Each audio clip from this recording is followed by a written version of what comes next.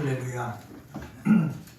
저희들이 오늘 요한복음 14장 21절서부터 27절에 있는 말씀을 우리 교독을 했습니다. 예수님께서 분명하게 말씀하셨습니다. 여기 보면은 21절에 보면은 나의 계명을 지키는 자라야 나를 사랑하는 자니, 나를 사랑하는 자는 내 아버지께 사랑을 받을 것이다, 이렇게 말씀하고 있습니다. 사랑을 받는다라고 말씀했는데 우리가 그에게 가서라고 또 말씀하신 것을 보면은 우리라는 말은 뭐냐? 삼위일체 하나님을 말합니다. 삼위일체 하나님이 가서 그와 함께 거하면서 그도 사랑해 주실 것이다 라는 뜻입니다. 오늘은 이 말씀 가지고 예수를 사랑하는 만큼 이란 제목으로 하나님 말씀 전하도록 하겠습니다. 한번 따라서 해봅시다. 예수를 사랑하는 만큼 예수를 사랑하는 것만큼 하나님께서 역사해 주신다라는 뜻이겠죠. 한번 보겠습니다. 먼저 예수를 사랑하는 만큼 우리는 말씀을 지킵니다. 한번 따라서 해봅시다. 예수를 사랑하는 만큼 말씀을 지킨다. 네. 우리 보면은 목사도 있고 장로님도 계시고 권사님도 계시고 많은 성도들이 있어요. 그들의 믿음이 10년, 20년, 30년, 40년 됐단 말이죠. 여러분, 교회에서 직분이 중요한 게 아닙니다. 교회에서 몇 년 믿음 생활했느냐, 그것이 중요한 것이 아닙니다. 예수님께서 하신 말씀을 내가 지키고 살았느냐, 지키고 있지 않느냐, 그것이 중요하다는 거지요. 그런데 예수께서는 분명히 말씀하셨습니다. 너희들이 나를 사랑하면은 내 계명을 지킬 것이다 말씀하셨습니다. 그리고 요한복음 14장 21절은 제가 잊을 수 없는 말씀입니다. 제가 목회를 할까 말까 그만뒀을 때 하나님께서 저에게 주신 말씀이거든요. 나의 계명을 가지고 지키는 자라야 나를 사랑하는 자니, 나를 사랑하는 자는 내 아버지께 사랑을 받을 것이요 나도 그를 통하여 나타내 주시겠다는 이 말씀을 붙잡고 제가 신학교에 들어가고 목사가 됐고 많은 어려움 속에서도 그것을 이겨내면서 여기까지 왔습니다. 여러분, 예수님께서 원하시는 것이 있는데 그것은 바로 뭐냐? 예수를 따라다니는 거, 그걸 원할 수도 있어요. 그러나 예수께서 원하시는 것은 예수님께서 제자들과 3년 동안 있으면서 가르치시는 그 하나님의 말씀, 그 말씀을 듣지만 말고 마음속에만 간직하고 있지만 말고 삶 속에서 그 말씀을 실행하려고 애써야 된다라는 것입니다. 그런데 그 말씀을 삶 속에서 실행하려고 애쓰는 사람 중에서 예수를 사랑하는 것만큼 내가 실행한다는 거지요. 저는 우리 가정이나 직장이나 또 교회나 삶의 자리에서 내가 예수를 사랑하는 것만큼 예수님의 말씀을 시행하려고 애쓰는데, 은혜가 꼽히는 교회에 나와서 예배드리는 그리스도인들은 예수를 사랑하는 그 깊이가 더욱더 깊어지고 넓어지고 높아지게 되어지기를 주의 이름으로 간절히 축원합니다. 그래서 이전에는 내가 예수님의 말씀을 준행하는 것이 10%밖에 안 됐지만은 내 믿음이 강해지고 내 속에 있는 은혜가 넓어지고 높아지니까는 그리스도의 말씀대로 살려고 애쓰는 그 빈도가 더 많아진다라는 사실입니다. 이러한 귀한 그리스도인들 되시기를 주의 이름으로 간절히 축원합니다. 여러분, 말로 주를 사랑한다고 고백한다고 해서 정말로 주님을 사랑하는 것입니까? 아닙니다. 이스라엘 백성은 어렸을 때서부터 어떻게 해요? 남자로 태어나면 난지 8일 만에 할례를 받습니다. 그리고 율법을 외웁니다.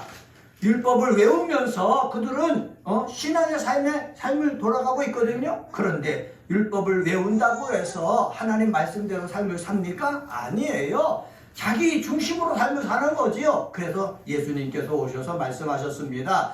나더러 주여 주여 부르는 자마다 다 천국에 들어가는 것이 아니요 내 뜻대로 행하는 자가 들어가리라 분명히 말씀하셨습니다. 그래서 우리는 주님만 부르다가 천국에 들어가지 못하는 어리석은 인생 되지 말고 주님을 부르되 내 삶 속에서 이 말씀을 실천함으로 말미암아 천국에 들어갈 수 있는 믿음의 사람 되시기를 예수의 이름으로 간절히 축원합니다. 예수님이 선한 사마리아 비유를 들어주셨습니다.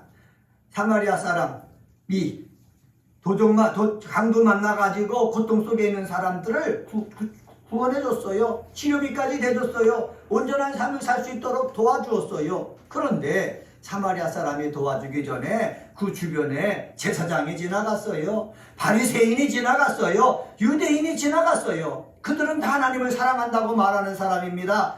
구약에 있는 율법을 다 외우고 있다는 사람입니다. 그리고 안식일 날만 되면은 성전에 가갖고 예배를 집례하는 사람들입니다. 그런 사람들은 다 외면하고 갔다는 거지요. 다시 말하면은 생각적으로만 말씀은 알지만은 행함으로 말씀을 어떻게 해요? 지키지 못하기 때문에 예수님이 볼 때는 너는 가짜 사랑이라고 말씀하는 것입니다. 우리는 저도 예수를 사랑하되 가짜로 사랑하는 것이 아니라 거짓으로 사랑하는 것이 아니라 진짜로 사랑하고 우리 은혜가 꽃피는 게 그리스도인들도 몇 사람이 안 보이지만은 정말로 예수를 사랑하는 사람 되어지기를 주님의 이름으로 간절히 축원합니다.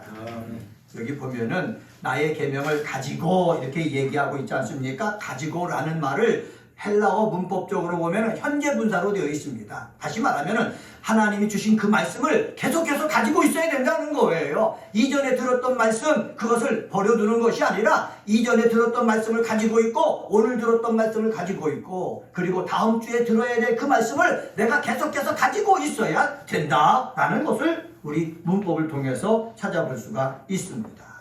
항상 하나님 말씀을 가슴 속에 두고 그리고 그 말씀을 앞에 비추면서 삶을 살아갈 때에 악을 이기고 그리고 마귀 세력을 이겨나가고 내 정욕을 이겨나가고 하나님의 뜻을 이 땅에 이루게 되어지는 줄 믿습니다. 가지고라고 그것도 현재 분사를 썼죠. 그리고 지키는 이런 단어가 나오잖아요. 지키는 이란 단어도 현재 분사를 썼습니다. 말씀을 계속해서 가지고 있을 뿐만 아니라 그 말씀을 계속해서 지켜야 된다는 거예요. 어제는 성령 충만하고 은혜가 있어서 말씀을 지켰지만은 오늘은 바빠서 그 말씀을 버리는 거 이게 아니라는 거지요. 오늘 힘들고 어려워도 그 말씀을 계속해서 가지고 지키는 그 사람이 정말로 예수님을 사랑하라는 거지요. 내 환경이 좋고 하는 일이 잘 돼서 예수를 사랑하는 거 좋은 일이에요. 그러나 그보다 내 몸이 아파요. 내 하는 일이 안 됐어요. 문제가 있어요. 그럼에도 불구하고 변함없이 예수를 사랑하는 사람, 이 사랑이 참된 사랑이라는 것이지요. 우리 사랑하는 은혜가 꽃피는 교회 성도 여러분, 예수를 사랑하는 만큼 말씀을 지킨다라고 말씀했으니 이 주인공이 되시기를 주의 이름으로 간절히 축원합니다. 23절 상반절에 보면은 예수께서 대답하여 이르시되 사람이 나를 사랑하면 내 말을 지키리니 사람이 나를 사랑하면 내 말을 지킨다 말씀하고 있어요. 24절 상반절 말씀도 보세요. 나를 사랑하지 아니하는 자는 내 말을 지키지 아니하나니 너희가 듣는 말은 내 말이 아니요 나를 보내신 아버지의 말씀이니라. 예수의 말씀은 하나님 아버지의 말씀인데 예수를 사랑하지 않는 사람들은 그 말씀을 지키지 않고 자기 뜻대로 산다는 거예요.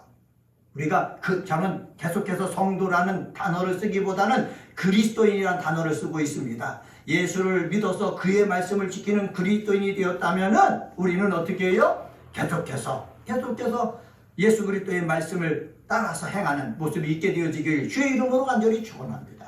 이렇게 예수를 사랑하는 만큼 그의 계명을 지킨다고 그랬는데 그의 계명을 지킬 때 어떤 일이 일어난다고 말씀합니까? 21절 하반절에 예수님께서 이렇게 말씀하셨습니다.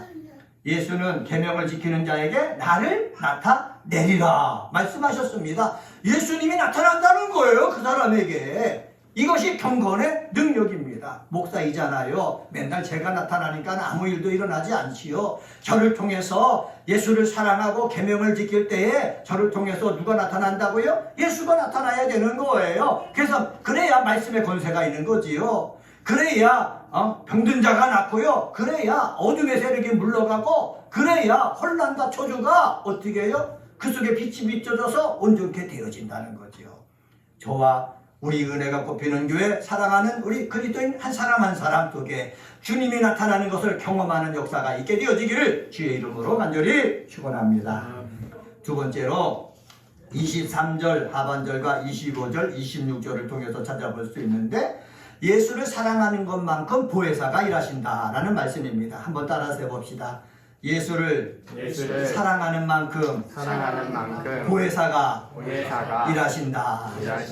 예수를 사랑하는 만큼 보혜사가 일하신다는 거예요. 여기 보혜사는 예수님, 첫 번째는 예수님이에요. 예수님은 우리를 구원하러 오신 분이거든요. 저와 여러분의 보혜사예요.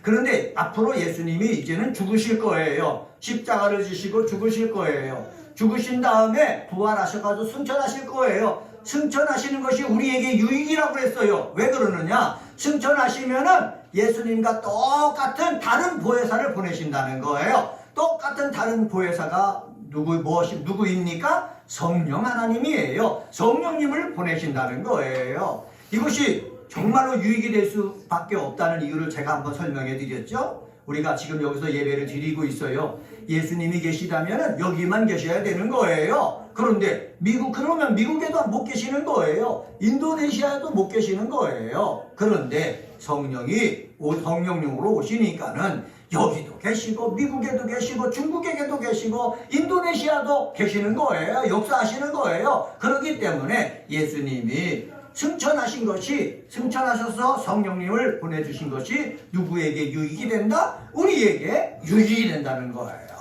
더 유익이 되는 것이 있어요. 그것은 바로 뭐냐? 예수님이 우리와 함께 거하신다는 거예요. 여기 성경에 뭐라고 말씀합니까?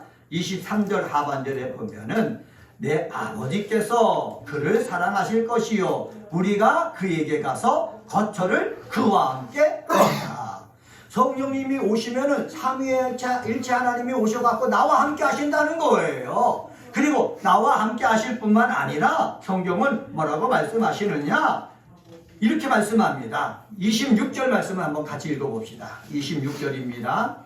시작. 보혜사 곧 아버지께서 내 이름으로 보내실 성령 그가 너희에게 모든 것을 가르치시고 내가 너희에게 말한 모든 것을 생각나게 하시리라.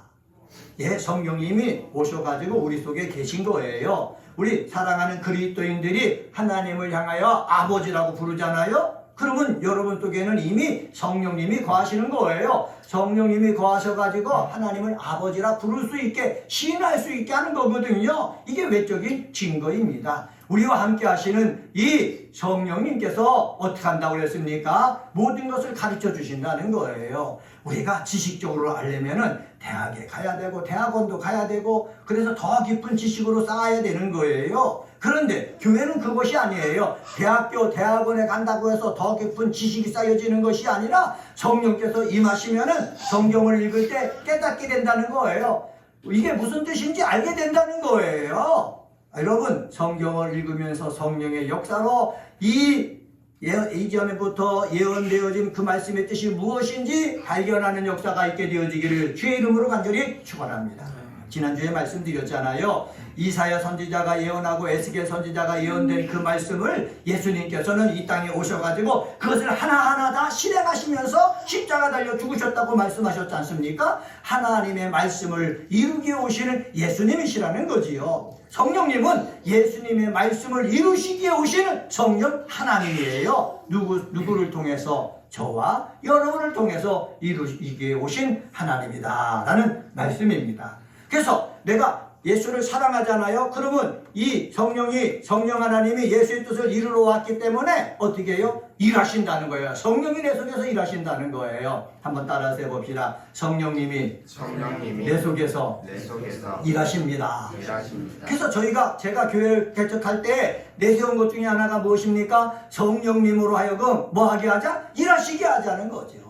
내가 이래가지고는 병든 자가 낫지 않습니다. 내가 이래가지고는 사람들이 몰려들지 않아요. 그런데 어느 때가 되어서 성령님께서 일하시면은 사람이 와요. 말씀을 통해서 은혜를 받아요. 병든 자가 치유됩니다. 귀신이 떠나갑니다. 문제가 해결됩니다. 저주가 풀려집니다. 하나님의 일들이 이루어진다는 거지요. 예수님이 제자들이 나가서 복음을 증거할 때 마귀가 하늘에서 떨어지는 것을 보았다고 말씀했거든요. 이렇게 성령께서 일하시는 것을 우리가 목도할 수 있을 것입니다. 이런 축복의 역사를 경험하는 은혜가 꽃피는 교회 그리스도인들 되시기를 주님의 이름으로 간절히 축원합니다. 여기서 성령께서 모든 것을 가르치실 것이다, 모든 것을 생각나게 하실 것이다 라고 하는 것을 헬라어 문법으로 보면은 미래 시제로 되어 있어요. 아까는 제가 현재 분사라는 말씀 드렸지 않습니까? 이 성령이 와서 하는 것은 미래 시제예요. 성령으로 하여금 일하시게 하는 것은 미래 시제예요. 지금은 내가 연약하고 부족해서 성령께서 일하시지는 않지만은 성령이 와서 함께하고 일하실 때는 어떻게 해요? 역사가 일어난다는 거예요. 역사가 일어나는 교회, 역사가 일어나는 우리 그리스도인들 다 되시기를 주님의 이름으로 간절히 축원합니다. 세 번째로 27절에 보면은 예수를 사랑하는 것만큼 평안함이 임합니다. 한번 따라서 해봅시다. 예수를 사랑하는 만큼 평안함이 임합니다. 예수를 사랑하잖아요. 그러면은 삶 속에 예수를 사랑한다고 해서 삶 속에 일이 없는 게 아니에요. 예수를 사랑해도요, 감기 걸릴 수도 있어요. 폐렴에 걸릴 수도 있어요.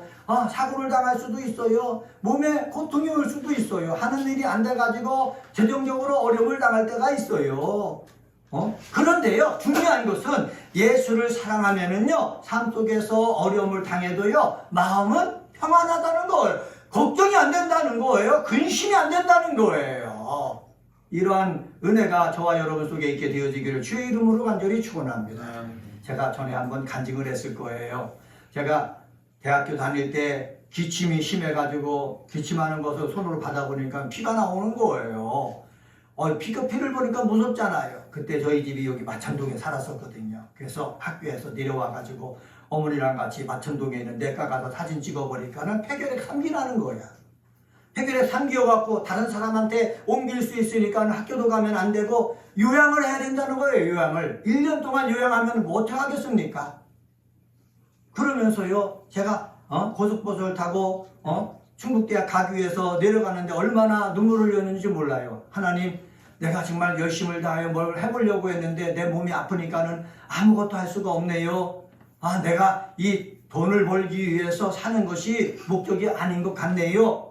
그렇게 하면서 그러면은 제가 이전에 고등학교 다닐 때 하나님께 서원한 대로 내가 그러면 다시 목사가 되어야 되겠네요. 그러면서 그때서부터 공과대학 다니면서 사범대에 가서 공부하고 그 다음에 철학과에서 공부하고 공과대학생이 그곳에 가서 공부하러 다녔어요. 왜냐하면 목사가 되려고 작정을 했기 때문에.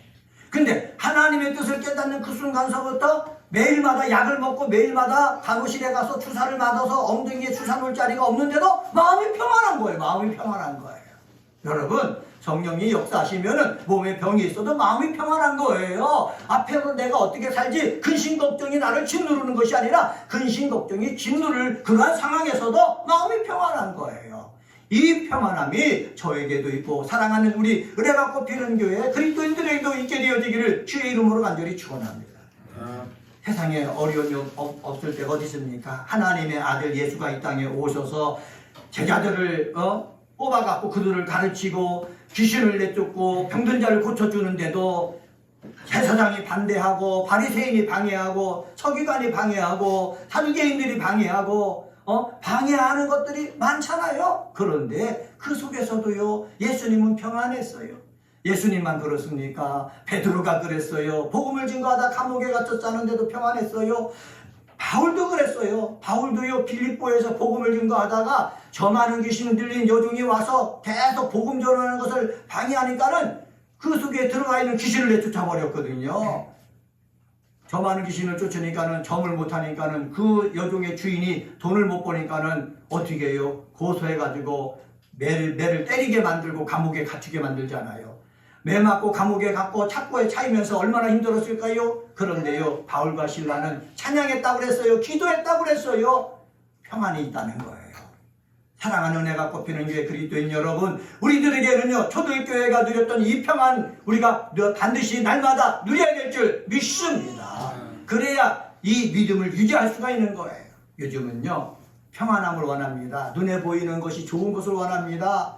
그런 좋은 것을 따라가다가는 잘못하다가는 우리는 지옥으로 갈 수가 있는 거예요. 연약하고 힘들고 불편하고 좀 고되지만은 우리는 참된 정말로 예수님이 함께 하시는 그 역사를 맛보기 위해서 말씀을 지키면서 믿음 생활하는 우리 그리스도인들 되시기를 주님의 이름으로 간절히 축원합니다. 오늘은 요한복음 14장 21절서부터 27절에 있는 말씀 가지고 예수를 사랑하는 만큼 이란 제목으로 말씀을 전했습니다. 예수를 사랑하는 만큼 말씀을 지킵니다. 예수를 사랑하는 만큼 보혜사가 일하십니다. 예수를 사랑하는 만큼 우리 마음속에 평안함이 임합니다. 이런 축복을 경험하는 은혜가 꼽히는 교회 그리스도인들 되시기를 주님의 이름으로 간절히 축원합니다. 기도하십니다.